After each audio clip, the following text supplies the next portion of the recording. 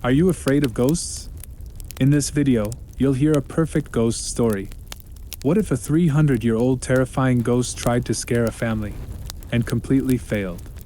In Oscar Wilde's The Canterville Ghost, a proud English spirit is defeated not by priests or exorcists, but by a practical, modern American family that refuses to be scared. Blending gothic atmosphere with sharp humor and surprising emotional depth, Wilde subverts the traditional ghost story in one of the 19th century's most clever and entertaining classics. Don't forget to like the video and subscribe to the channel. If you're ready, let's begin.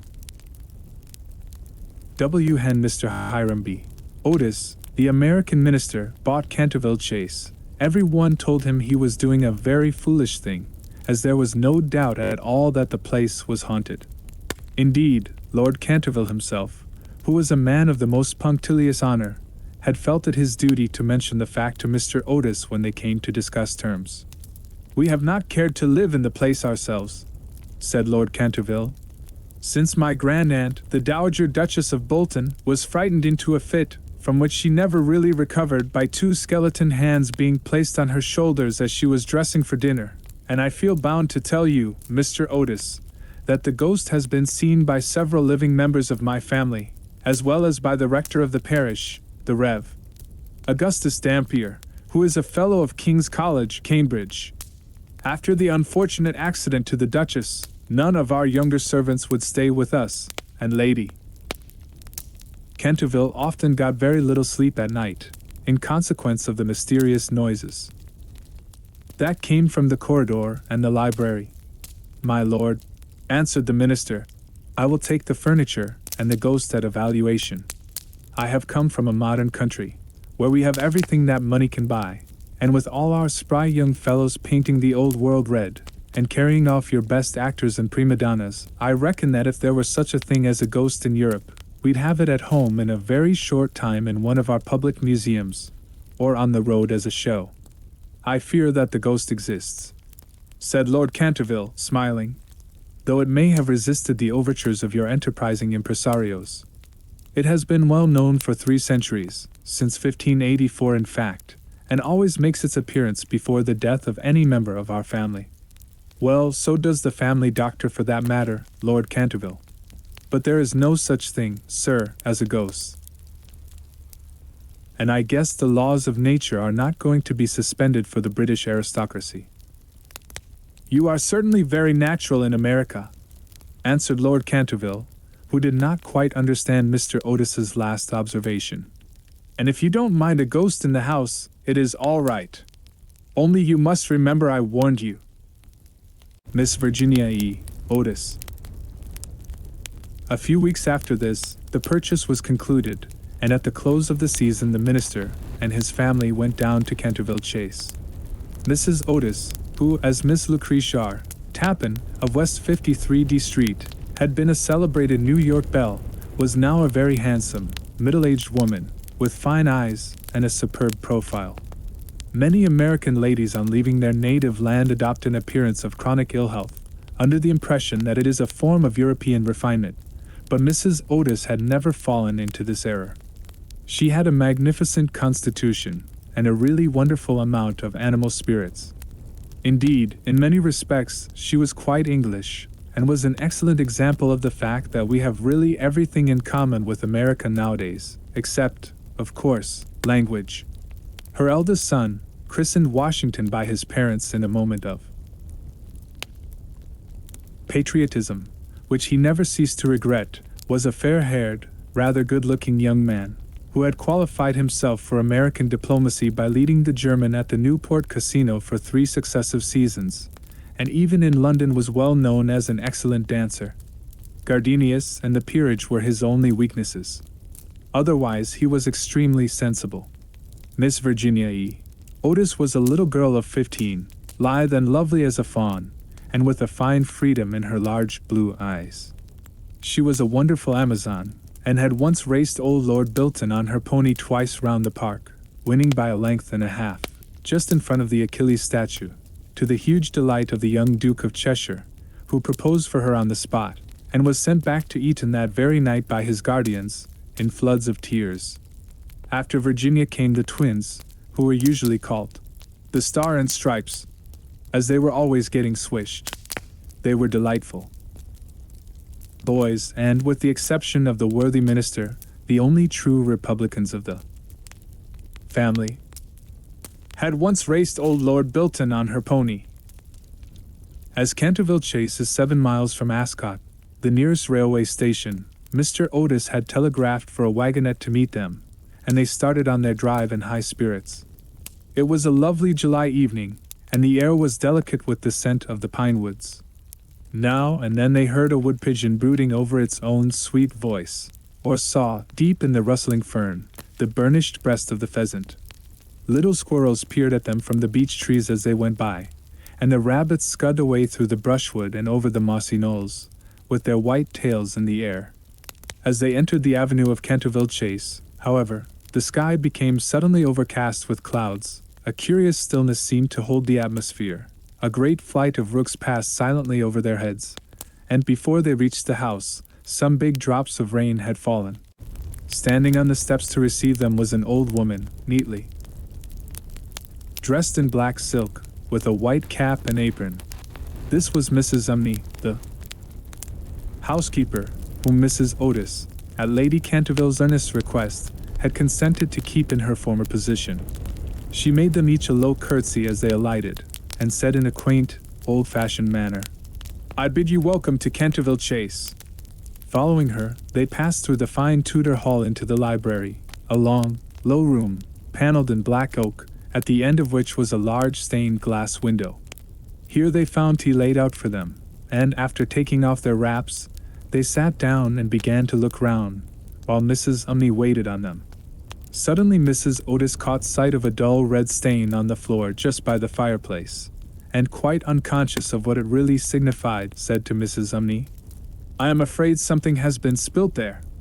"Yes, madam," replied the old housekeeper in a low voice. "Blood has been spilt on that spot." "Blood has been spilled on that spot." "How horrid!" cried Mrs. Otis. "I don't at all care for blood stains in a sitting room. It must be removed at once." The old woman smiled, and answered in the same low, mysterious voice, "It is the blood of Lady Eleanor de Canterville, who was murdered on that very spot by her own husband, Sir Simon de Canterville, in 1575. Sir Simon survived her 9 years, and disappeared suddenly under very mysterious circumstances. His body has never been discovered, but his guilty spirit still haunts the Chase. The blood stain has been much admired by tourists and others, and cannot be removed." "That is all nonsense," cried Washington Otis. "Pinkerton's Champion Stain Remover and Paragon Detergent will clean it up in no time." And before the terrified housekeeper could interfere, he had fallen upon his knees, and was rapidly scouring the floor with a small stick of what looked like a black cosmetic. In a few moments no trace of the blood stain could be seen. "I knew Pinkerton would do it," he exclaimed, triumphantly, as he looked round at his admiring family. But no sooner had he said these words than a terrible flash of lightning lit up the somber room. A fearful peal of thunder made them all start to their feet, and Mrs. Umney fainted. "What a monstrous climate!" said the American minister calmly, as he lit a long cheroot. "I guess the old country is so overpopulated that they have not enough decent weather for everybody. I have always been of opinion that emigration is the only thing for England." "My dear Hiram," cried Mrs. Otis, "what can we do with a woman who faints?" "Charge it to her like breakages," answered the minister. "She won't faint after that." And in a few moments Mrs. Umney certainly came to. There was no doubt, however, that she was extremely upset, and she sternly warned Mr. Otis to beware of some trouble coming to the house.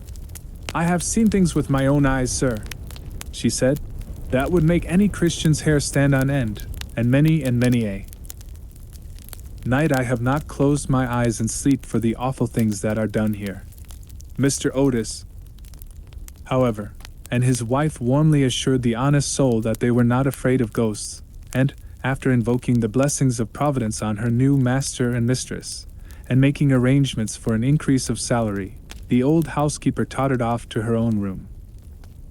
The storm raged fiercely all that night, but nothing of particular note occurred. The next morning, however, when they came down to breakfast, they found the terrible stain of blood once again on the floor. "I don't think it can be the fault of the Paragon detergent," said Washington, "for I have tried it with everything.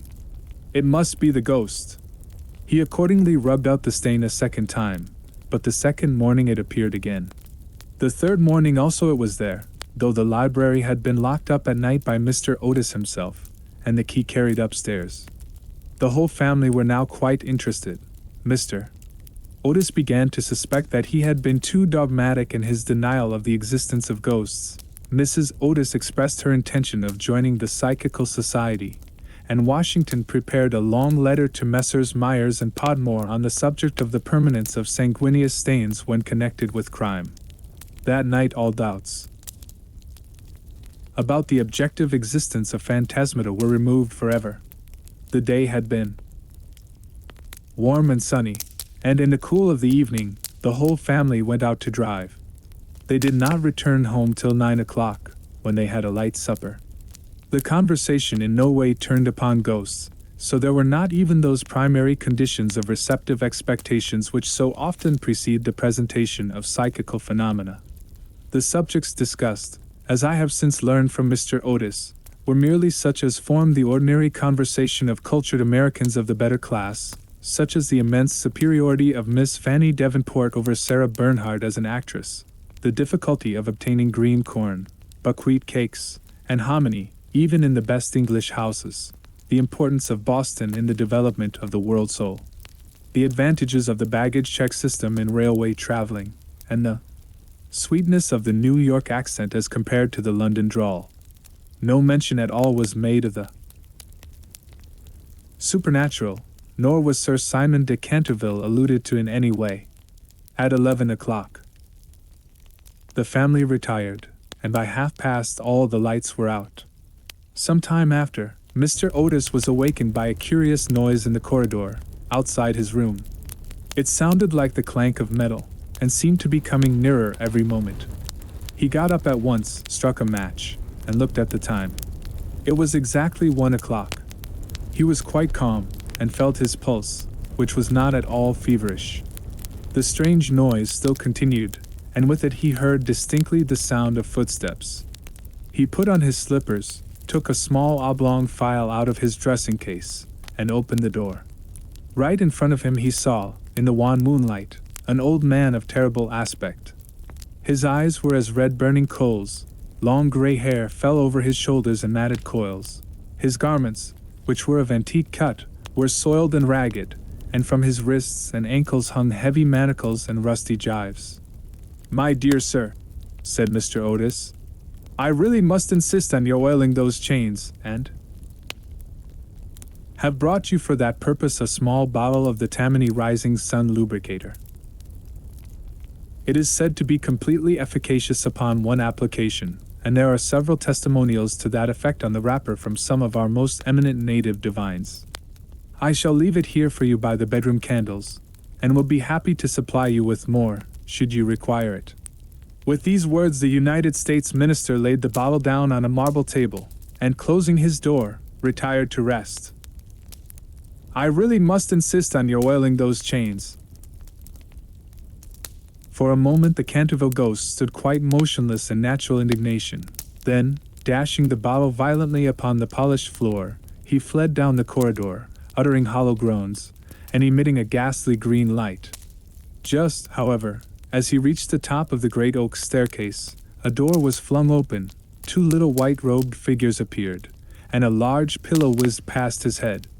There was evidently no time to be lost, so, hastily adopting the 4th dimension of space as a means of escape, he vanished through the wainscoting, and the house became quite quiet. On reaching a small secret chamber in the left wing, he leaned up against a moonbeam to recover his breath, and began to try and realize his position. Never, in a brilliant and uninterrupted career of 300 years, had he been so grossly insulted. He thought of the Dowager Duchess, whom he had frightened into a fit as she stood before the glass in her lace and diamonds, of the 4 housemaids, who had gone into hysterics when he merely grinned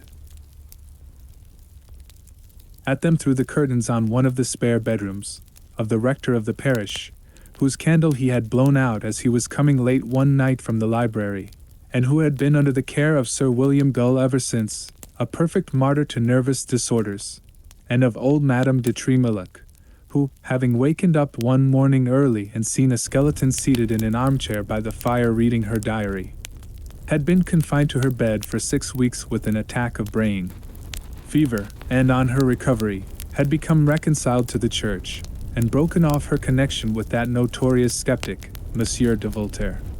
He remembered the terrible night when the wicked Lord Canterville was found choking in his dressing room, with the knave of diamonds halfway down his throat, and confessed, just before he died, that he had cheated Charles James Fox out of £50,000 at Crockford's by means of that very card, and swore that the ghost had made him swallow it.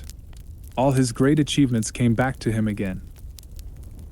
From the butler who had shot himself in the pantry because he had seen a green hand tapping at the window pane, to the beautiful Lady Stutfield, who was always obliged to wear a black velvet band round her throat to hide the mark of 5 fingers burned upon her white skin, and who drowned herself at last in the carp pond at the end of the King's Walk.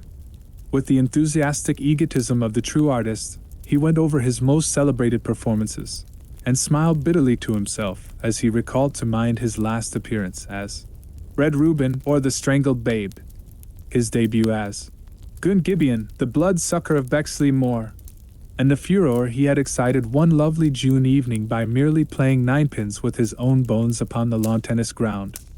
And after all this some wretched modern Americans were to come and offer him the Rising Sun lubricator, and throw pillows at his head. It was quite unbearable. Besides, no ghost in history had ever been treated in this manner.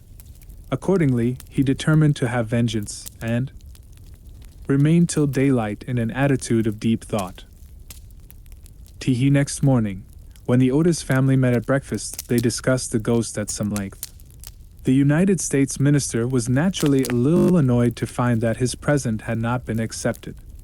"I have no wish," he said, "to do the ghost any personal injury, and I must say that, considering the length of time he has been in the house, I don't think it is at all polite to throw pillows at him." A very just remark, at which, I am sorry to say, the twins burst into shouts of laughter. "Upon the other hand," he continued, "if he really declines to use the Rising Sun lubricator, we shall have to take his chains from him. It would be quite impossible to sleep, with such a noise going on outside the bedrooms." For the rest of the week, however, they were undisturbed, the only thing that excited any attention being the continual renewal of the bloodstain on the library floor. This certainly was very strange, as the door was always locked at night by Mr. Otis, and the windows kept closely barred. The chameleon-like color, also, of the stain excited a good deal of comment. Some mornings it was a dull, almost Indian, red, then it would be vermilion, then a rich purple, and once when they came down for family prayers, according to the simple rites of the Free American Reformed Episcopalian Church, they found it a bright emerald green. These kaleidoscopic changes naturally amused the party very much, and bets on the subject were freely made every evening. The only person who did not enter into the joke was little Virginia, who, for some unexplained reason, was always a good deal distressed at the sight of the bloodstain, and very nearly cried the morning it was emerald green. The second appearance of the ghost was on Sunday night. Shortly after they had gone to bed, they were suddenly alarmed by a fearful crash in the hall. Rushing downstairs, they found that a large suit of old armor had become detached from its stand, and had fallen on the stone floor, while seated in a high-backed chair was the Canterville Ghost, rubbing his knees with an expression of acute agony on his face. The twins, having brought their pea-shooters with them, at once discharged 2 pellets on him, with that accuracy of aim which can only be attained by long and careful practice on a riding master, while the United States minister covered him with his revolver, and called upon him, in accordance with Californian etiquette, to hold up his hands. The ghost started up with a wild shriek of rage, and swept through them like a mist, extinguishing Washington Otis's candle as he passed, and so leaving them all in total darkness. On reaching the top of the staircase he recovered himself, and determined to give his celebrated peal of demoniac laughter. This he had on more than one occasion found extremely useful. It was said to have turned Lord Raker's wig grey in a single night, and had certainly made 3 of Lady Canterville's French governesses give warning before their month was up. He accordingly laughed his most horrible laugh, till the old vaulted roof rang and rang again. But hardly had the fearful echo died away when a door opened, and Mrs. Otis came out in a light blue dressing gown. "I am afraid you are far from well," she said, "and have brought you a bottle of Dr. Dobell's tincture. If it is indigestion, you will find it a most excellent remedy." The ghost glared at her in fury, and began at once to make preparations for turning himself into a large black dog, an accomplishment for which he was justly renowned, and to which the family doctor always attributed the permanent idiocy of Lord Canterville's uncle, the Honourable Thomas Horton. The sound of approaching footsteps, however, made him hesitate in his fell purpose, so he contented himself with becoming faintly phosphorescent, and vanished with a deep churchyard groan, just as the twins had come up to him. The twins at once discharged 2 pellets on him. On reaching his room he entirely broke down, and became a prey to the most violent agitation. The vulgarity of the twins, and the gross materialism of Mrs. Otis, were naturally extremely annoying, but what really distressed him most was that he had been unable to wear the suit of mail. He had hoped that even modern Americans would be thrilled by the sight of a spectre in armor, if for no more sensible reason, at least out of respect for their natural poet Longfellow, over whose graceful and attractive poetry he himself had whiled away many a weary hour when the Cantervilles were up in town. Besides, it was his own suit. He had worn it with great success at the Kenilworth tournament, and had been highly complimented on it by no less a person than the Virgin Queen herself. Yet when he had put it on, he had been completely overpowered by the weight of the huge breastplate and steel casque, and had fallen heavily on the stone pavement, barking both his knees severely, and bruising the knuckles of his right hand. For some days after this he was extremely ill, and hardly stirred out of his room at all, except to keep the bloodstain in proper repair. However, by taking great care of himself, he recovered, and resolved to make a 3rd attempt to frighten the United States minister and his family. He selected Friday, August 17th, for his appearance, and spent most of that day in looking over his wardrobe, ultimately deciding in favor of a large slouched hat with a red feather, a winding sheet frilled at the wrists and neck, and a rusty dagger. Towards evening a violent storm of rain came on, and the wind was so high that all the windows and doors in the old house shook and rattled. In fact, it was just such weather as he loved. His plan of action was this. He was to make his way quietly to Washington Otis's room, gibber at him from the foot of the bed, and stab himself 3 times in the throat to the sound of low music. He bore Washington a special grudge, being quite aware that it was he who was in the habit of removing the famous Canterville blood stain by means of Pinkerton's Paragon detergent. Having reduced the reckless and foolhardy youth to a condition of abject terror, he was then to proceed to the room occupied by the United States minister and his wife, and there to place a clammy hand on Mrs. Otis's forehead, while he hissed into her trembling husband's ear the awful secrets of the charnel house. With regard to little Virginia, he had not quite made up his mind. She had never insulted him in any way, and was pretty and gentle. A few hollow groans from the wardrobe, he thought, would be more than sufficient, or, if that failed to wake her, he might grapple at the counterpane with palsy-twitching fingers. As for the twins, he was quite determined to teach them a lesson. The first thing to be done was, of course, to sit upon their chests, so as to produce the stifling sensation of nightmare. Then, as their beds were quite close to each other, to stand between them in the form of a green, icy-cold corpse, till they became paralyzed with fear, and finally, to throw off the winding sheet, and crawl round the room, with white, bleached bones and one rolling eyeball, in the character of Dumb Daniel or the Suicide Skeleton, a role in which he had on more than one occasion produced a great effect, and which he considered quite equal to his famous part of Martin the Maniac, or the Masked Mystery. Its head was bald and burnished. At 10:30 he heard the family going to bed. For some time he was disturbed by wild shrieks of laughter from the twins, who, with the light-hearted gaiety of schoolboys, were evidently amusing themselves before they retired to rest. But at 11:15 all was still, and, as midnight sounded, he sallied forth. The owl beat against the window panes, the raven croaked from the old yew tree, and the wind wandered moaning round the house like a lost soul. But the Otis family slept unconscious of their doom, and high above the rain and storm he could hear the steady snoring of the minister for the United States. He stepped stealthily out of the wainscoting, with an evil smile on his cruel, wrinkled mouth, and the moon hid her face in a cloud as he stole past the great oriel window, where his own arms and those of his murdered wife were blazoned in azure and gold. On and on he glided, like an evil shadow, the very darkness, seeming to loathe him as he passed. Once he thought he heard something call, and stopped, but it was only the baying of a dog from the Red Farm, and he went on, muttering strange 16th-century curses, and ever and anon brandishing the rusty dagger in the midnight air. Finally he reached the corner of the passage that led to luckless Washington's room. For a moment he paused there, the wind blowing his long gray locks about his head, and twisting into grotesque and fantastic folds the nameless horror of the dead man's shroud. Then the clock struck the quarter, and he felt the time was come. He chuckled to himself, and turned the corner. But no sooner had he done so than, with a piteous wail of terror, he fell back, and hid his blanched face in his long, bony hands. Right in front of him was standing a horrible spectre, motionless as a carven image, and monstrous as a madman's dream.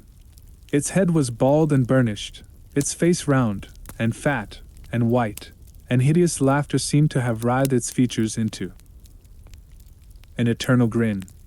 From the eyes streamed rays of scarlet light, the mouth was a wide well of fire, and a hideous garment, like to his own, swathed with its silent snows the Titan form. On its breast was a placard with strange writing in antique characters, some scroll of shame it seemed, some record of wild sins, some awful calendar of crime, and with its right hand, it bore aloft a falchion of gleaming steel. Never having seen a ghost before, he naturally was terribly frightened, and after a second hasty glance at the awful phantom, he fled back to his room, tripping up in his long winding sheet as he sped down the corridor, and finally dropping the rusty dagger into the minister's jackboots, where it was found in the morning by the butler. Once in the privacy of his own apartment, he flung himself down on a small pallet bed, and hid his face under the clothes. After a time, however, the brave old Canterville spirit asserted itself, and he determined to go and speak to the other ghost as soon as it was daylight. Accordingly, just as the dawn was touching the hills with silver, he returned towards the spot where he had first laid eyes on the grisly phantom, feeling that, after all, two ghosts were better than one, and that by the aid of his new friend, he might safely grapple with the twins. On reaching the spot, however, a terrible sight met his gaze. Something had evidently happened to the spectre, for the light had entirely faded from its hollow eyes, the gleaming falchion had fallen from its hand, and it was leaning up against the wall in a strained and uncomfortable attitude. He rushed forward and seized it in his arms, when, to his horror, the head slipped off and rolled on the floor, the body assumed a recumbent posture, and he found himself clasping a white dimity bed curtain, with a sweeping brush, a kitchen cleaver, and a hollow turnip lying at his feet. Unable to understand this curious transformation, he clutched the placard with feverish haste, and there, in the grey morning light, he read these fearful words. Ye Otis Ghost. Ye am like true and original spook. Beware of ye imitations. All others are counterfeit. The whole thing flashed across him. He had been tricked, foiled, and outwitted. The old Canterville look came into his eyes. He ground his toothless gums together, and raising his withered hands high above his head, swore according to the picturesque phraseology of the antique school, that, when Chanticleer had sounded twice his merry horn, deeds of blood would be wrought, and murder walk abroad with silent feet. Hardly had he finished this awful oath when, from the red-tiled roof of a distant homestead, a cock crew. He laughed a long, low, bitter laugh, and waited. Hour after hour he waited, but the cock, for some strange reason, did not crow again. Finally, at 7:30, the arrival of the housemaids made him give up his fearful vigil, and he stalked back to his room, thinking of his vain oath and baffled purpose. There he consulted several books of ancient chivalry, of which he was exceedingly fond, and found that, on every occasion on which this oath had been used, Chanticleer had always crowed a second time. "Perdition seize the naughty fowl," he muttered. "I have seen the day when, with my stout spear, I would have run him through the gorge, and made him crow for me and 'twere in death." He then retired to a comfortable lead coffin, and stayed there till evening. He met with a severe fall. Next day the ghost was very weak and tired. The terrible excitement of the last 4 weeks was beginning to have its effect. His nerves were completely shattered, and he started at the slightest noise. For 5 days he kept his room, and at last made up his mind to give up the point of the bloodstain on the library floor. If the Otis family did not want it, they clearly did not deserve it. They were evidently people on a low, material plane of existence, and quite incapable of appreciating the symbolic value of sensuous phenomena. The question of phantasmic apparitions, and the development of astral bodies, was of course quite a different matter, and really not under his control. It was his solemn duty to appear in the corridor once a week, and to gibber from the large oriel window on the first and third Wednesdays in every month, and he did not see how he could honorably escape from his obligations. It is quite true that his life had been very evil, but upon the other hand, he was most conscientious in all things connected with the supernatural. For the next 3 Saturdays, accordingly, he traversed the corridor as usual between midnight and 3 o'clock, taking every possible precaution against being either heard or seen. He removed his boots, trod as lightly as possible on the old worm-eaten boards, wore a large black velvet cloak, and was careful to use the rising sun lubricator for oiling his chains. I am bound to acknowledge that it was with a good deal of difficulty that he brought himself to adopt this last mode of protection. However, one night, while the family were at dinner, he slipped into Mr. Otis's bedroom and carried off the bottle. He felt a little humiliated at first, but afterwards was sensible enough to see that there was a great deal to be said for the invention, and to a certain degree, it served his purpose. Still, in spite of everything, he was not left unmolested. Strings were continually being stretched across the corridor, over which he tripped in the dark, and on one occasion, while dressed for the part of Black Isaac or the huntsman of Hogley Woods, he met with a severe fall through treading on a butter slide, which the twins had constructed from the entrance of the tapestry chamber to the top of the oak staircase. This last insult so enraged him that he resolved to make one final effort to assert his dignity and social position, and determined to visit the insolent young Etonians the next night in his celebrated character of Reckless Rupert or the Headless Earl. A heavy jug of water fell right down on him. He had not appeared in this disguise for more than 70 years. In fact, not since he had so frightened pretty Lady Barbara Modish by means of it, that she suddenly broke off her engagement with the present Lord Canterville's grandfather, and ran away to Gretna Green with handsome Jack Castletown, declaring that nothing in the world would induce her to marry into a family that allowed such a horrible phantom to walk up and down the terrace at twilight. Poor Jack was afterwards shot in a duel by Lord Canterville on Wandsworth Common, and Lady Barbara died of a broken heart at Tunbridge Wells.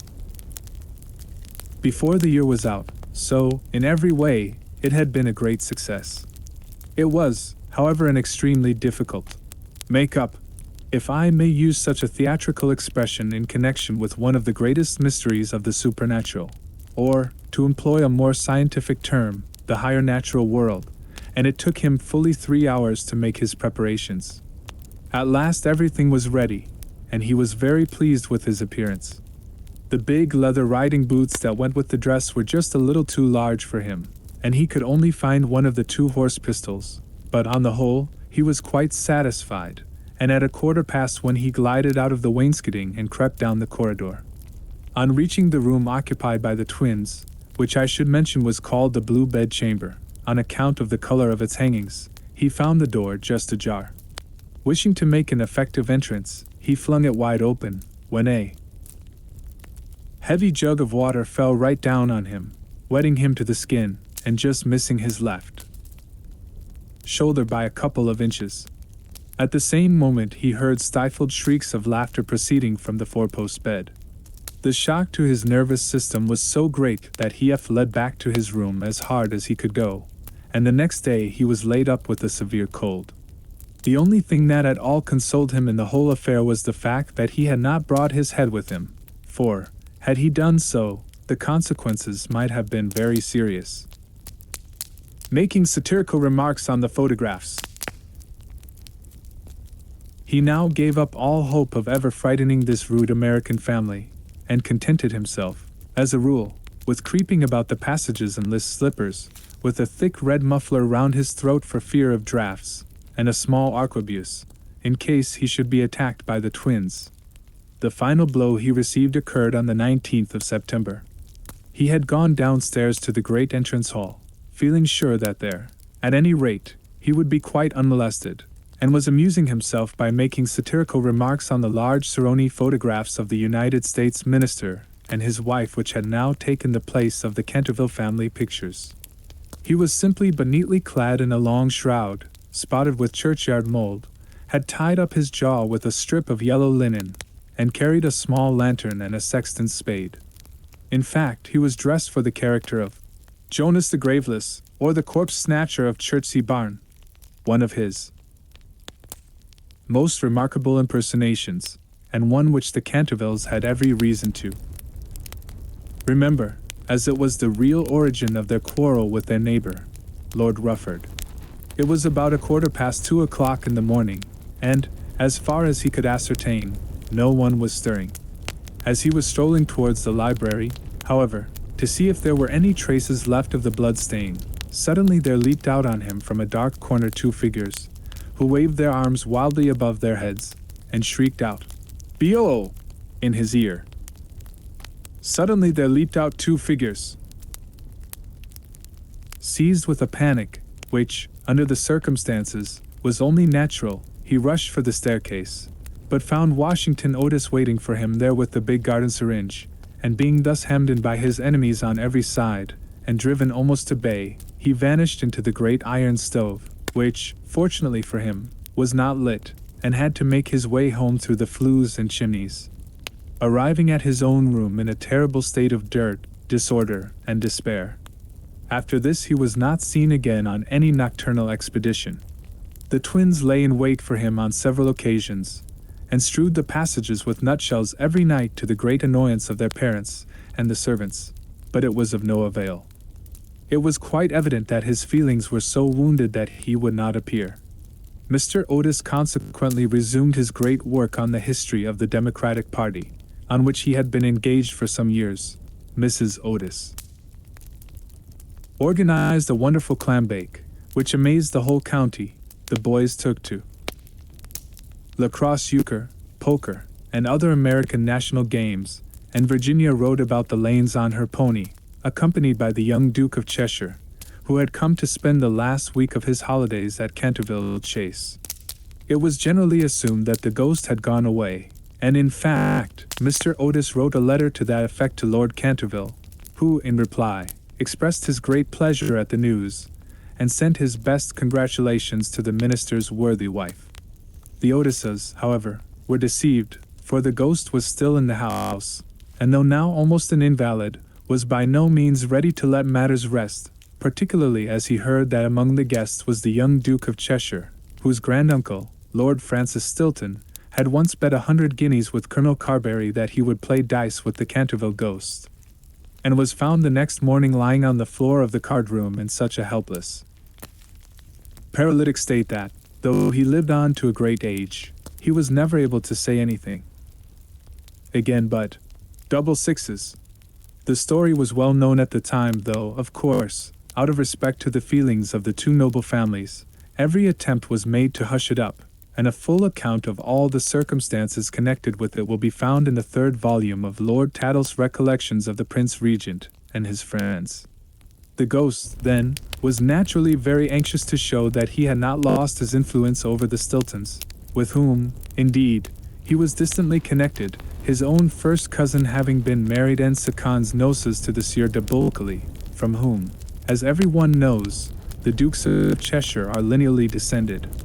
Accordingly, he made arrangements for appearing to Virginia's little lover in his celebrated impersonation of the vampire monk, or the bloodless Benedictine, a performance so horrible that when old Lady Startup saw it, which she did on one fatal New Year's Eve, in the year 1764, she went off into the most piercing shrieks, which culminated in violent apoplexy, and died in 3 days after disinheriting the Cantervilles, who were her nearest relations, and leaving all her money to her London apothecary. At the last moment, however, his terror of the twins prevented his leaving his room, and the little Duke slept in peace under the great feathered canopy in the royal bedchamber, and dreamed of Virginia. A few days after this, Virginia and her curly-haired cavalier went out riding on Brockley Meadows, where she tore her habit so badly in getting through a hedge that, on their return home, she made up her mind to go up by the back staircase so as not to be seen. As she was running past the tapestry chamber, the door of which happened to be open, she fancied she saw someone inside, and thinking it was her mother's maid, who sometimes used to bring her work there, looked in to ask her to mend her habit. To her immense surprise, however, it was the Canterville Ghost himself. He was sitting by the window, watching the ruined gold of the yellowing trees fly through the air, and the red leaves dancing madly down the long avenue. His head was leaning on his hand, and his whole attitude was one of extreme depression. Indeed, so forlorn, and so much out of repair did he look, that little Virginia, whose first idea had been to run away and lock herself in her room, was filled with pity, and determined to try and comfort him. So light was her footfall, and so deep his melancholy, that he was not aware of her presence till she spoke to him. "I am so sorry for you," she said, "but my brothers are going back to Eton tomorrow, and then, if you behave yourself, no one will annoy you." "It is absurd asking me to behave myself," he answered, looking round in astonishment at the pretty little girl who had ventured to address him. "Quite absurd. I must rattle my chains, and groan through keyholes, and walk about at night, if that is what you mean. It is my only reason for existing. It is no reason at all for existing, and you know you have been very wicked. Mrs. Umney told us, the first day we arrived here, that you had killed your wife." "Well, I quite admit it," said the ghost petulantly. "But it was a purely family matter, and concerned no one else." "It is very wrong to kill anyone," said Virginia, who at times had a sweet Puritan gravity, caught from some old New England ancestor. "Oh, I hate the cheap severity of abstract ethics. My wife was very plain, never had my ruffs properly starched, and knew nothing about cookery. Why, there was a buck I had shot in Hogeley Woods, a magnificent pricket, and do you know how she had it sent to table? However, it is no matter now, for it is all over, and I don't think it was very nice of her brothers to starve me to death, though I did kill her." "Starve you to death? Oh, Mr. Ghost, I mean Sir Simon, are you hungry? I have a sandwich in my case. Would you like it?" "No, thank you, I never eat anything now, but it is very kind of you, all the same, and you are much nicer than the rest of your horrid, rude, vulgar, dishonest family." "Stop!" cried Virginia, stamping her foot. "It is you who are rude, and horrid, and vulgar, and as for dishonesty, you know you stole the paints out of my box to try and furbish up that ridiculous blood stain in the library. First you took all my reds, including the vermilion, and I couldn't do Any more sunsets, then you took the emerald green and the chrome yellow, and finally I had nothing left but indigo and Chinese white, and could only do moonlight scenes, which are always depressing to look at, and not at all easy to paint. I never told on you, though I was very much annoyed, and it was most ridiculous, the whole thing, for who ever heard of emerald green blood? Well, really, said the ghost, rather meekly. What was I to do? It is a very difficult thing to get real blood nowadays, and, as your brother began it all with his Paragon detergent, I certainly saw no reason why I should not have. Your paints. As for color, that is always a matter of taste. The Cantervilles have blue blood, for instance, the very bluest in England. But I know you Americans don't care for things of this kind. You know nothing about it, and the best thing you can do is to emigrate and improve your mind. My father will be only too happy to give you a free passage, and though there is a heavy duty on spirits of every kind, there will be no difficulty about the custom house, as the officers are all Democrats. Once in New York, you are sure to be a great success. I know lots of people there who would give $100,000 to have a grandfather, and much more than that to have a family ghost. I don't think I should like America. I suppose because we have no ruins and no curiosities, said Virginia satirically. No ruins, no curiosities, answered the ghost. You have your navy and your manners. Good evening. I will go and ask Papa to get the twins an extra week's holiday. Please don't go, Miss Virginia, he cried. I am so lonely and so unhappy, and I really don't know what to do. I want to go to sleep and I cannot. That's quite absurd. You have merely to go to bed and blow out the candle. It is very difficult sometimes to keep awake, especially at church, but there is no difficulty at all about sleeping. Why, even babies know how to do that, and they are not very clever. I have not slept for 300 years, he said sadly, and Virginia's beautiful blue eyes opened in wonder. For 300 years I have not slept, and I am so tired. Virginia grew quite grave, and her little lips trembled like rose leaves. She came towards him, and kneeling down at his side, looked up into his old withered face. Poor ghost, she murmured. Have you no place where you can sleep? Poor ghost, she murmured. Have you no place where you can sleep? Far away beyond the pine woods, he answered in a low, dreamy voice. There is a little garden. There the grass grows long and deep. There are the great white stars of the hemlock flower. There the nightingale sings all night long. All night long he sings, and the cold crystal moon looks down, and the yew tree spreads out its giant arms over the sleepers. Virginia's eyes grew dim with tears, and she hid her face in her hands. You mean the garden of death? She whispered. Yes, death. Death must be so beautiful. To lie in the soft brown earth, with the grasses waving above one's head, and listen to silence. To have no yesterday, and no tomorrow. To forget time, to forget life, to be at peace. You can help me. You can open for me the portals of death's house, for love is always with you, and love is stronger than death is. Virginia trembled, a cold shudder ran through her, and for a few moments there was silence. She felt as if she was in a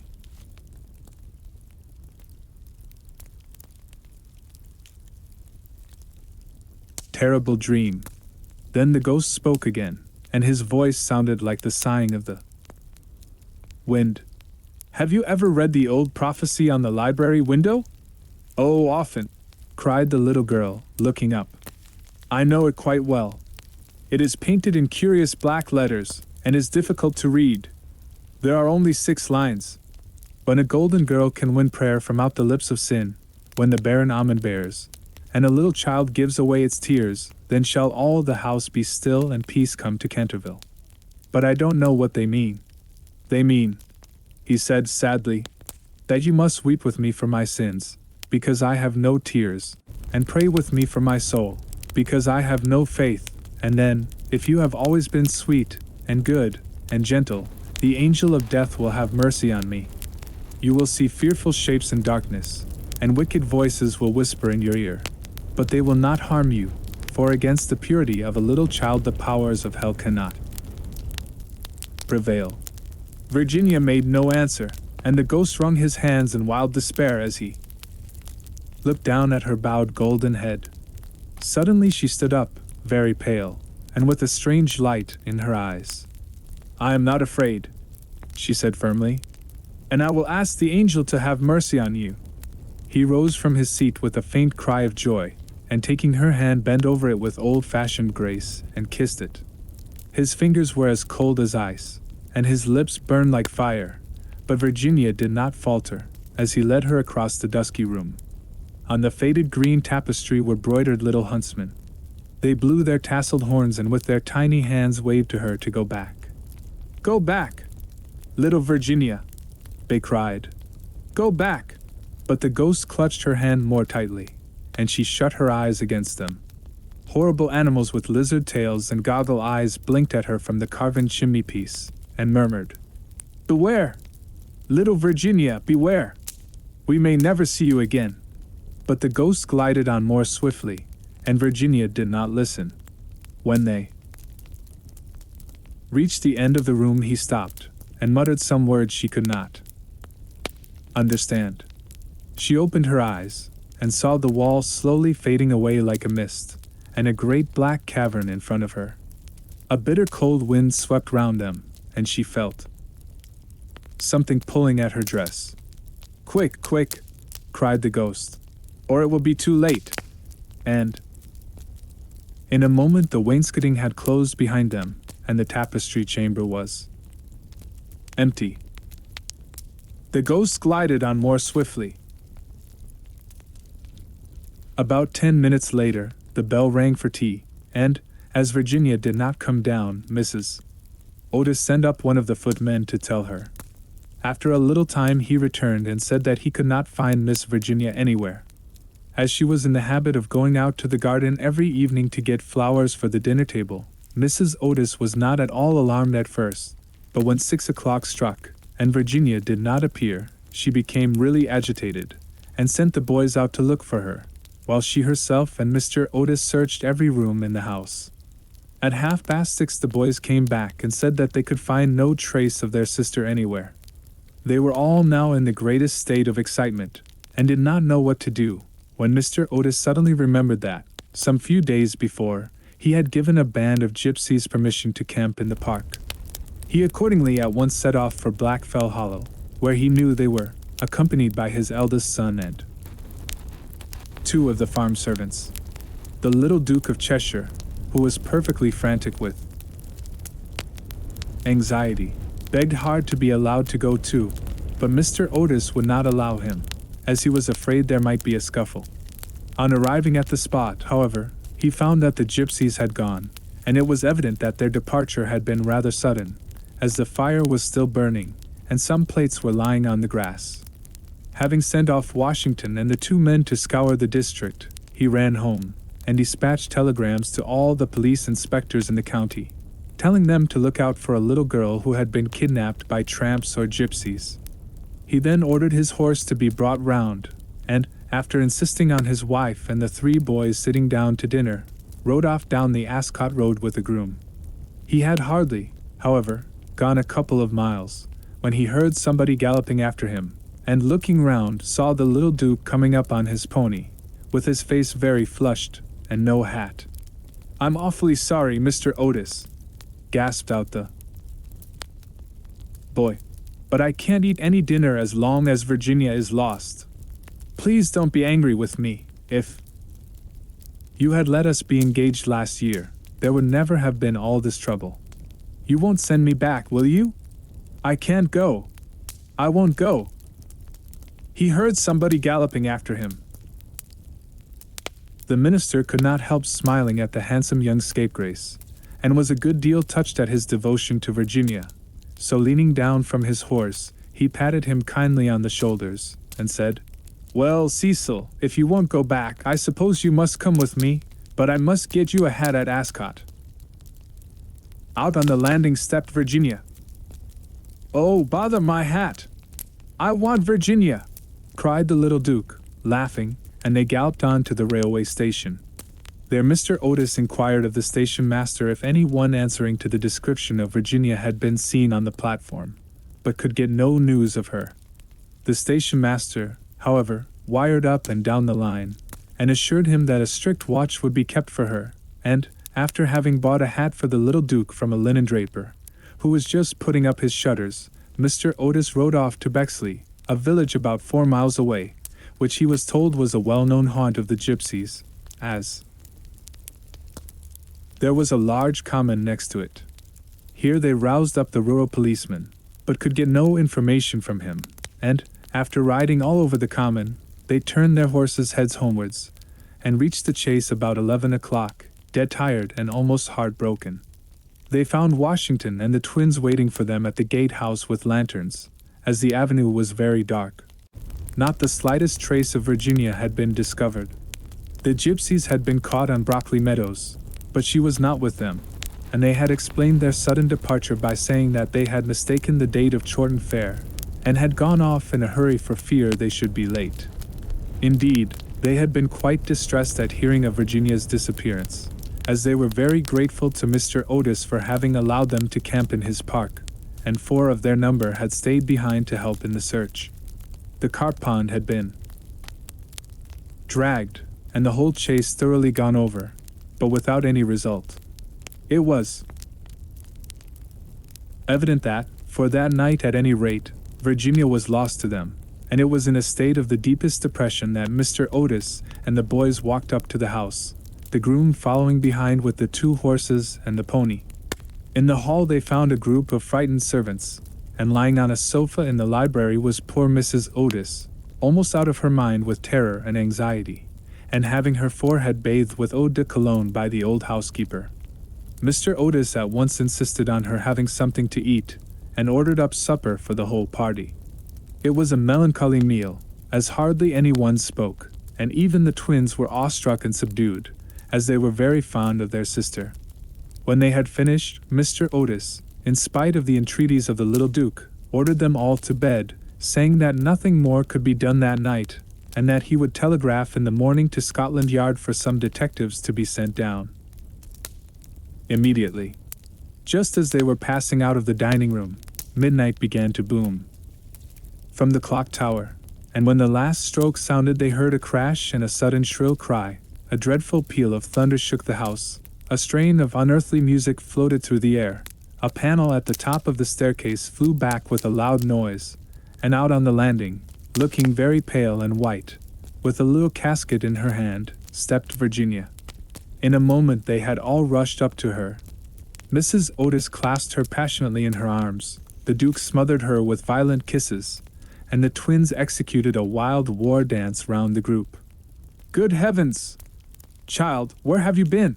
said Mr. Otis, rather angrily, thinking that she had been playing some foolish trick on them. "Cecil and I have been riding all over the country looking for you, and your mother has been frightened to death. You must never play these practical jokes any more. Except on the ghost. Except on the ghost," shrieked the twins as they capered about.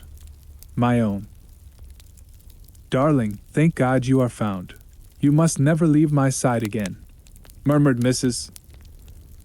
Otis, as she kissed the trembling child, and smoothed the tangled gold of her hair. "Papa," said Virginia quietly, "I have been with the ghost. He is dead, and you must come and see him. He had been very wicked, but he was really sorry for all that he had done, and he gave me this box of beautiful jewels before he died." The whole family gazed at her in mute amazement, but she was quite grave and serious, and turning round, she led them through the opening in the wainscoting down a narrow secret corridor, Washington following with a lighted candle, which he had caught up from the table. Finally, they came to a great oak door, studded with rusty nails. When Virginia touched it, it swung back on its heavy hinges, and they found themselves in a little low room, with a vaulted ceiling, and one tiny grated window. Embedded in the wall was a huge iron ring, and chained to it was a gaunt skeleton that was stretched out at full length on the stone floor, and seemed to be trying to grasp with its long fleshless fingers an old-fashioned trencher and ewer that were placed just out of its reach. The jug had evidently been once filled with water, as it was covered inside with green mold. There was nothing on the trencher but a pile of dust. Virginia knelt down beside the skeleton, and folding her little hands together, began to pray silently, while the rest of the party looked on in wonder at the terrible tragedy whose secret was now disclosed to them. Chained to it was a gaunt skeleton. "Hello!" suddenly exclaimed one of the twins, who had been looking out of the window to try and discover in what wing of the house the room was situated. "Hello!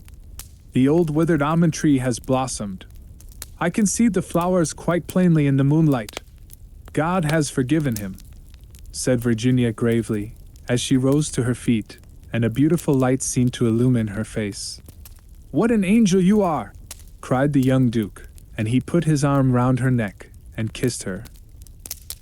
By the side of the hearse and the coaches walked the servants with lighted torches. A few days after these curious incidents, a funeral started from Canterville Chase at about 11 o'clock at night. The hearse was drawn by 8 black horses, each of which carried on its head a great tuft of nodding ostrich plumes, and the leaden coffin was covered by a rich purple pall, on which was embroidered in gold the Canterville coat of arms.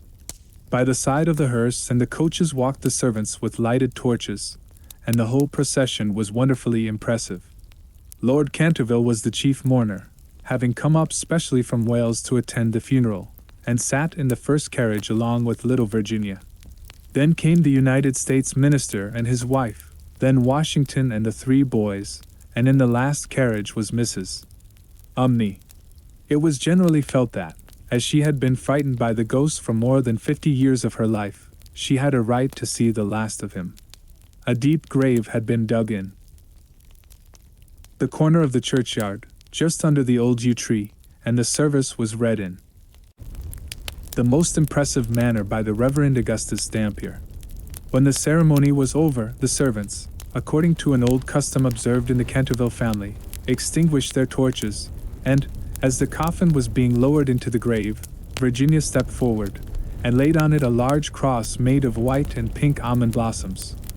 As she did so, the moon came out from behind a cloud, and flooded with its silent silver the little churchyard, and from a distant copse a nightingale began to sing. She thought of the ghost's description of the Garden of Death. Her eyes became dim with tears, and she hardly spoke a word during the drive home. The moon came out from behind a cloud. The next morning, before Lord Canterville went up to town, Mr. Otis had an interview with him on the subject of the jewels the ghost had given to Virginia. They were perfectly magnificent, especially a certain ruby necklace with old Venetian setting, which was really a superb specimen of 16th century work, and their value was so great that Mr. Otis felt considerable scruples about allowing his daughter to accept them. "My lord," he said, "I know that in this country Mormain is held to apply to trinkets as well as to land, and it is quite clear to me that these jewels are, or should be, heirlooms in your family. I must beg you, accordingly, to take them to London with you, and to regard them simply as a portion of your property which has been restored to you under certain strange conditions. As for my daughter, she is merely a child, and has as yet, I am glad to say, but little interest in such appurtenances of idle luxury. I am also informed by Mrs. Otis, who, I may say, is no mean authority upon art, having had the privilege of spending several winters in Boston when she was a girl, that these gems are of great monetary worth, and if offered for sale would fetch a tall price. Under these circumstances, Lord Canterville, I feel sure that you will recognize how impossible it would be for me to allow them to remain in the possession of any member of my family, and indeed, all such vain gauds and toys, however suitable or necessary to the dignity of the British aristocracy, would be completely out of place among those who have been brought up on the severe, and I believe immortal, principles of republican simplicity.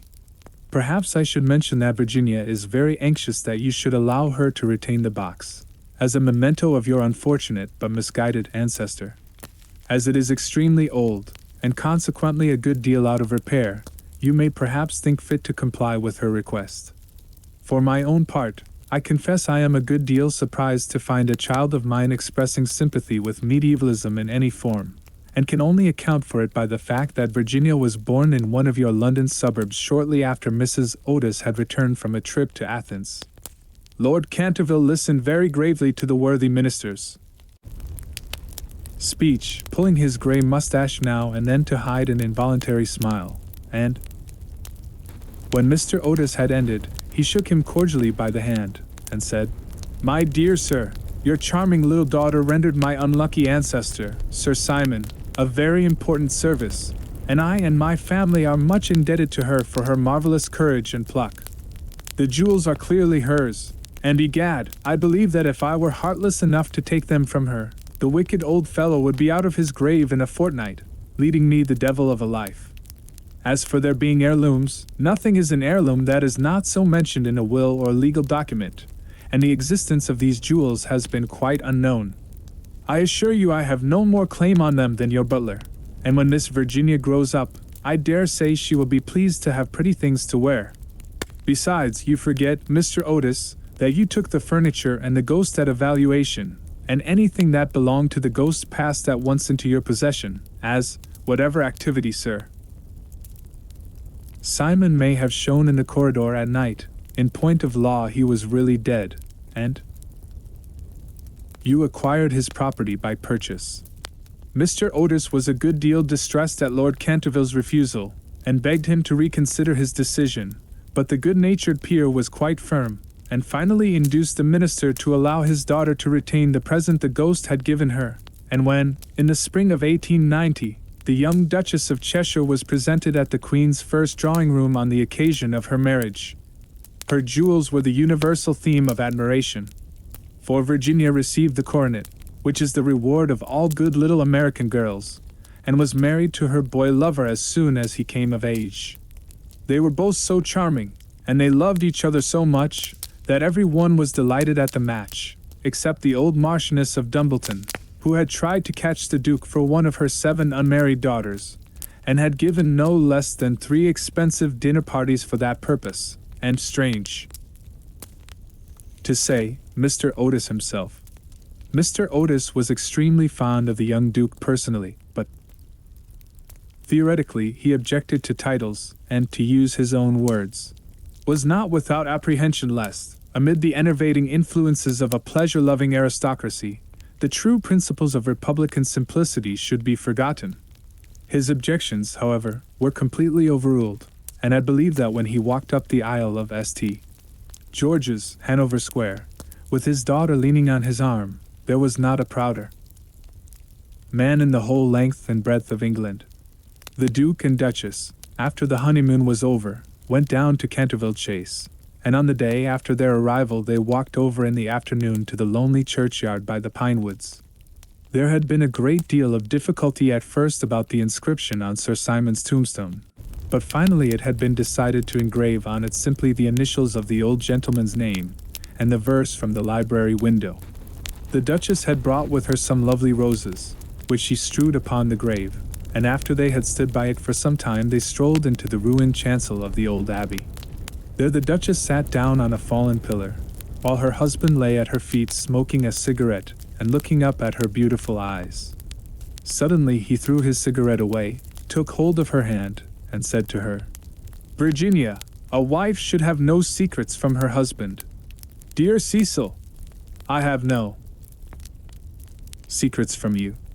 "Yes, you have," he answered, smiling. "You have never told me what happened to you when you were locked up with the ghost." "I have never told anyone, Cecil," said Virginia gravely. "I know that, but you might tell me." "Please don't ask me, Cecil, I cannot tell you. Poor Sir Simon. I owe him a great deal." "Yes, don't laugh, Cecil, I really do. He made me see what life is, and what death signifies, and why love is stronger than both." The Duke rose and kissed his wife lovingly. "You can have your secret as long as I have your heart," he murmured. "You have always had that, Cecil. And you will tell our children some day, won't you?" Virginia blushed,